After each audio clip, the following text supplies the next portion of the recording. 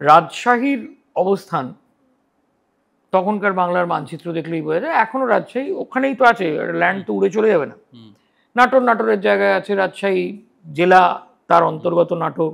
এই যে এত বড় রাজশাহী, সেটা বেঙ্গল এক্সচেকারের একটা বিপুল ভার বহন করে। কারণ রাজশাহীর মতন সমৃদ্ধশালী অঞ্চল আজও, যদি আমরা অবিভক্ত বাংলা ভাবি, মানে পশ্চিমবঙ্গ বাংলাদেশ নিয়ে যদি ভাবি, আজও রাজশাহীর মতন prosperous land and prosperous water নেই।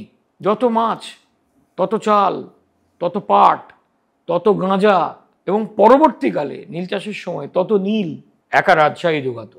গাঁজা তখন এত বড় একটা রেভিনিউ আর্নিং সিস্টেম যে ডাচেরা একটা বিরাট ওয়্যারহাউস তৈরি করেছিল রাজশাহীতে, ভীষণ ফার্টাইল।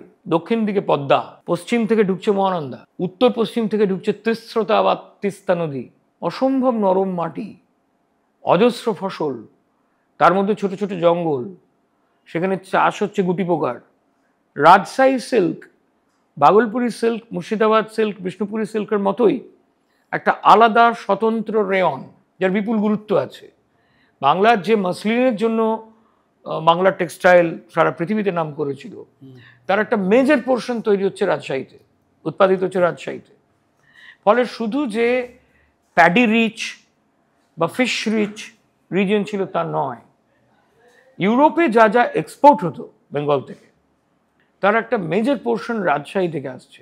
রাজশাহী এত প্রসপেরাস ছিল এবং তা নবাবের এক্সচেকারে এত টাকা দিত যে রাজশাহীকে সমঝে চলতে হতো।